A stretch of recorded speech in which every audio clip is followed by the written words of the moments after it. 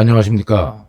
정통 진행 경매 사례 분석 정경사 TV입니다.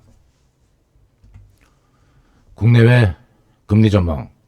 미국 국채 10년물이 금리 5% 넘어서고 30년 무기지가 8%를 넘어선 것은 2007년 금융위기 후 처음이며 국내 주담대 변동금리 상단은 7%를 넘어섰고 주택담보대출 금리가 연내 8%를 넘을 수 있다는 전망이 나오는 게 현재 국내외 금리 동향입니다.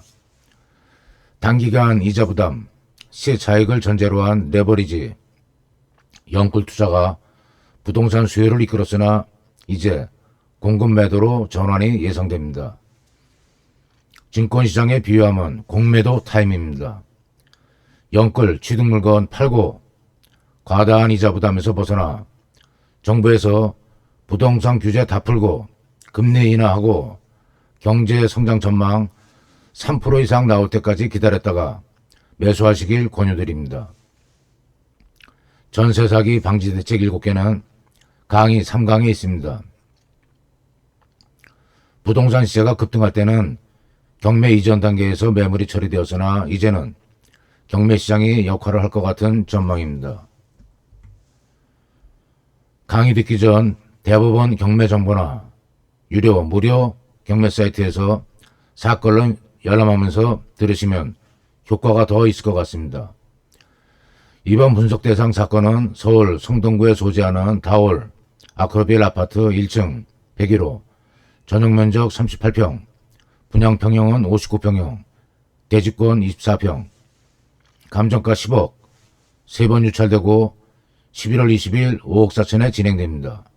소유자는 김모, 경매 신청 채권은 김모 외 3명, 신청 채권은 35억이며 강제경매 사건입니다. 강제경매는 판결문, 집행력 있는 공정증서 등 채무 명의로 신청하는 것으로 저당 채권을 실행하는 임의경매와 구분합니다.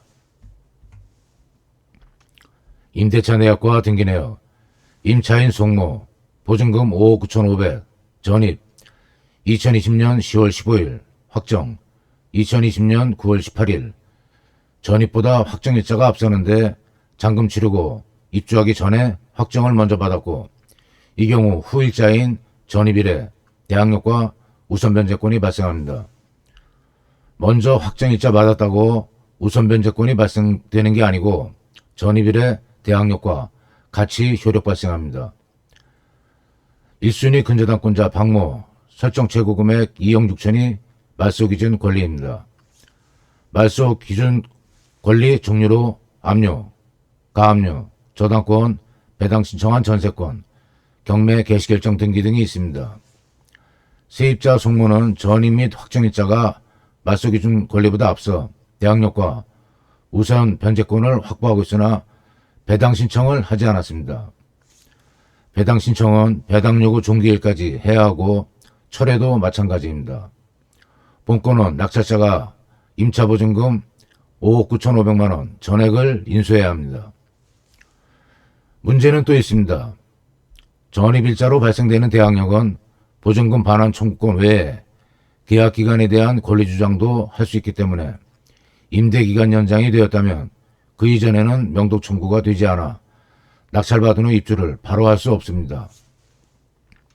임대차 기간이 2022년 10월 14일이므로 3년 기간으로 연장되었으면 2025년 10월까지 명도요구 못할 각오하고 입찰해야 합니다. 감정평가서. 인근이 아파트 대단지 등 주거 밀집 지역이고 교통수단 양호, 방넷, 욕실 둘 갖춘 구조이고 분양평형이 60평형, 인점을 감안하면 저평가된 것 같으나 대단지가 아니고 사용 승인일이 2003년 1월 28일인 오래된 구축 아파트, 인점이 감가 요인인 것 같습니다. 현황조사서. 서모 전입일 2020년 10월 15일, 확정일자 미상으로 기재되어 있습니다. 물건명세서.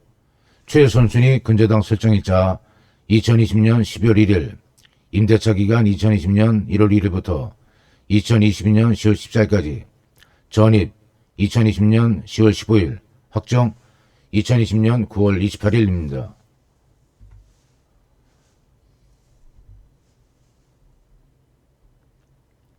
문건 접수 내역 2022년 3월 31일 국공공 교부청구에 3건의 교부청구가 있습니다. 교부청구자인 국세, 지방세 모두 법정기일을 임차인을 앞서기에는 시차가 좀 있습니다. 간과하면 안 되는 게 국세, 지방세, 당해세 등이 법정기일 기준으로 배당 순위가 정해지도록 법이 개정되고 시행된 시점은 2023년 4월, 5월입니다. 국세는 2023년 4월 1일 개정 및 시행, 지방세는 2023년 5월 시행돼 법정기일 개념이 도입되었으나 소급표가 없어 이전 경매 개시된 사건에는 적용이 안 됩니다. 법률이 공포, 시행되면 이전 모든 사항에 적용되는 게 아니고 시행, 효력 발생일 이후 사건에 적용된다는 게 법률 불소급 원칙입니다. 물건 명세서는 입찰 7일 전부터 당일까지 열람할 수 있으나 세금 정보가 없고 낙찰 후 이해관계인이 돼야 경매 기록을 열람할 수 있고 그 내용을 알 수 있습니다. 최고가 매수 신고인이 되고 7일 후 정해지는 매각 결정일 이전 기록 열람은 필수입니다. 꼭 하셔야 됩니다. 만약 임차인 전입보다 앞서는 조세가 있다면 조세로 배당된 금액을 공제한 만큼 임차인 보증금을 더 채워줘야 됩니다. 입찰가에 임차인 보증금 5억 9,500만 원만 더하면 되겠지 하는 계산은 틀릴 수 있습니다. 조세 배당으로 예상치 못한 부담이 추가되면 매각 불허가 신청을 할 수 있습니다. 조세, 기타, 배당, 순위, 이의신청 종류 등을 더 알고 싶으시면 정경사TV 강의 1강, 2강으로 보충하시면 됩니다. 낙찰가 추이, 아파트 실거래가. 본권 아파트와 유사한 물건의 평균 낙찰가 추이가 83에서 92%입니다.